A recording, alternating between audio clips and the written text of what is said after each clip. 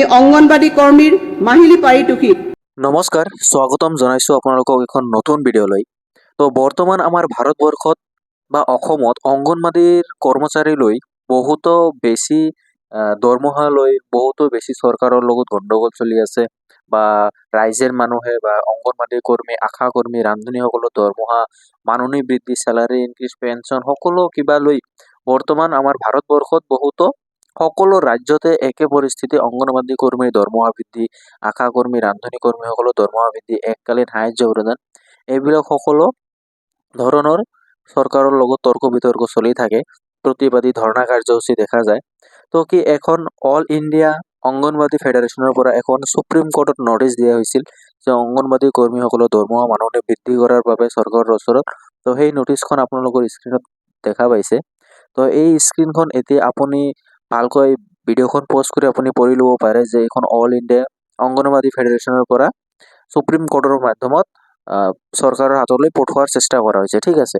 তো আজিৰ ভিডিঅ'খনত আপুনি ভিডিঅ'খনৰ শেষলৈকে চালে অংগনবাড়ী কৰ্মীৰ দৰমহালৈ কিছু বক্তব্য আগবঢ়াইছে ৰাইজৰ মানুহে বা সকলোখিনি গুৰুত্বপূৰ্ণ জাননী আপুনি এইখন ভিডিঅ'ৰ শেষলৈকে চালে গম পাব। আৰু আপুনি কোনখন জিলাৰ পৰা চাই আছে কমেণ্ট ছেকশ্যনত জনাব পাৰে।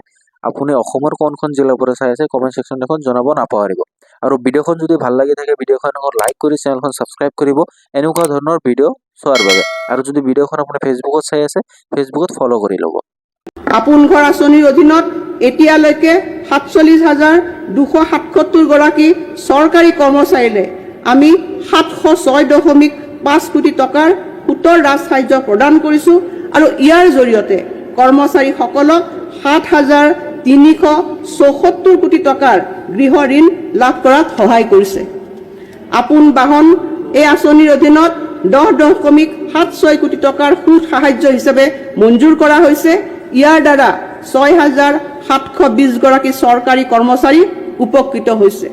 আয়ুষ্মান অসম মুখ্যমন্ত্ৰী লোকসেৱক আৰোগ্য যোজনা অধীনত চৰকাৰী কৰ্মচাৰী, পেঞ্চনাৰ আৰু তেওঁলোকৰ ওপৰত নিৰ্ভৰশীল লোকসকললৈ ৰাজ্য আৰু দেশজুৰি তালিকাভুক্ত চিকিৎসালয়সমূহত CGFSৰ হাৰত নগদবিহীন চিকিৎসা সুবিধা আগবঢ়োৱা হৈছে।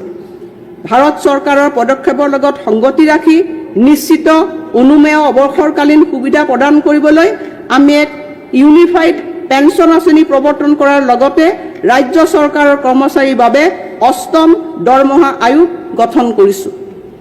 আমি অংগনবাড়ী কৰ্মীৰ মাহিলী পাৰিতোষিক ৬,৫০০ টকাৰ পৰা ৮,০০০ টকালৈ, অংগনবাড়ী সহায়িকাৰ পাৰিতোষিক ৩,২৫০ টকাৰ পৰা ৪,০০০ টকালৈ, পোষণ ৰান্ধনীৰ পাৰিতোষিক ১৫০০ টকাৰ পৰা ২,০০০ টকালৈ বৃদ্ধি কৰিছোঁ।